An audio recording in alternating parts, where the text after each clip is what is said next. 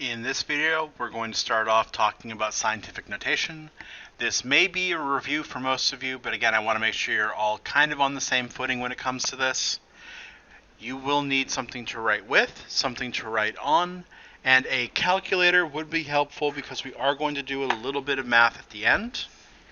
Once you have all of those things ready, let's go. Right, so the first thing we should probably ask ourselves is, why would we ever want to write numbers in scientific notation? Well, if you think about some of the numbers that we work with, especially some of the numbers in chemistry, they can be either extremely large or extremely small. One of the numbers we're going to work with later is called Avogadro's number. It's 602 and then 21 zeros after it. Right, that's a number that's so large that we don't ever want to have to write it out fully, especially if we're going to do any calculations with it, because we're going to miswrite it, we're going to mistype it into our calculator. So we want a nice, easier way to express this and do math with it. And that's why we use scientific notation. The way we turn a number into scientific notation is pretty easy. It always follows the same format. It will be a coefficient that's somewhere between 1 and 10. It has to be at least 1, but it has to be less than 10. And then you multiply that coefficient by 10 raised to some power. The power is based on how many decimal places you have to move to get from the original number to the coefficient. The direction that you move is important because it tells you the sign of the exponent. If you ever have to move the decimal place to the left, your exponent is positive. If you move the decimal point to the right, the exponent will be negative. So what we have here is just a very easy way of writing very large or very small numbers, which will actually make math a little bit easier. So let's try a couple of examples. For our first example, we have 93 million, which is the distance roughly between the Earth and the Sun in miles. In order to do this, what we're going to do is we're going to move the decimal point until we get a coefficient between 1 and 10. So I move it over one place, 2, 3, 4, 5, 6, 7 places moves it over. That gives me 9.3. And then I'm going to put in my power, so times 10 raised to the 7th, because that's how many decimal places I moved it.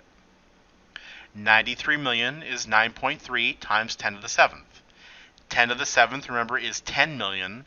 So 9.3 times 10 million, 93 million.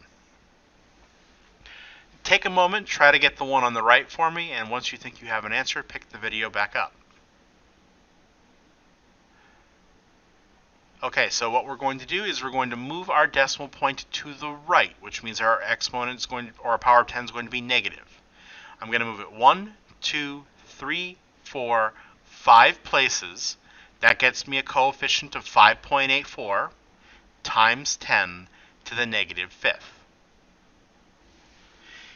Easy enough to do. Move the decimal point and figure out how many places it was. That gives you your power of 10. Now, there is a reason why I asked for a couple of specific models of calculator for you to pick up this year, and that has to do with how scientific notation works. On the TI graphing calculator and the TI-30 scientific calculator, they both follow the same button press sequence for scientific notation. On the graphing calculator, you're going to press the second function, which is in the upper left, and the comma button, which is above the 7. On the TI-30 scientific, you're going to press the second function, which is in the upper left, and the x raised to the minus 1 button, which is right above the 7. The way that you put it in is you type in your coefficient, then you press that EE function, then you type in the exponent. If your exponent is negative, please use the negative key on your calculator instead of the subtract button. If you use the subtract button, it will pop up an error. You also don't have to say coefficient times EE, because EE already means times 10 raised. So it's already included in the function. You don't need to press it separately. One thing you'll also notice on the left-hand side of your calculator, left-hand column, is that you'll have a function that says 10 raised to the x. That will be a function that is above the button that says log, log. The reason why is because 10 to the x undoes a logarithm. You don't want to use it, right? So just avoid that button in its entirety. Use the EE function on your calculator. If you have a different calculator, there's going to be a slightly different button sequence to press. And if that's the case, we'll go over them on a case-by-case basis. But now that we can type in a number in scientific notation, let's try to do some math. We really don't do a lot of addition and subtraction in scientific notation, so I'm going to focus on multiplication and addition. For multiplication, the way that you multiply numbers in scientific notation is that you multiply the two coefficients and then you add together the exponents. Our example problem here, 5.1 times 10 to the 6th times 3.22 times 10 to the 2nd. What I'm going to do is I'm going to multiply 5.1 times 3.22, and that will give me 16.422. Then I'm going to add the powers of 10. 10 to the 6th and 10 to the 2nd will make 10 to the 8th. We have 16.422 times 10 to the 8th, but this isn't proper scientific notation because our coefficient's too big. We have to adjust it by moving the coefficient one more place to the left. That'll give us 1.6422.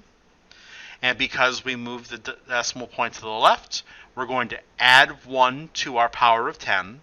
So 10 to the 8th becomes 10 to the 9th. 1.6422 times 10 to the 9th is our answer. For division, we do the exact opposite. We divide the two coefficients, and then we subtract the exponents. So to do this problem right here, what I'm going to do is I'm going to divide 9.37 by 1.55. That gives me 6.05. I don't want to write out the entire calculator. In fact, you'll never do that when you give me an answer.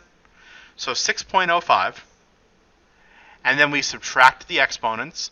10 to the 3rd over 10 to the 8th is 3 minus 8, or negative 5. Our answer, 6.05 times 10 to the negative 5th. We'll do some more practice with this when you get into class, especially with plugging numbers in on your calculator properly. But that's it for scientific notation.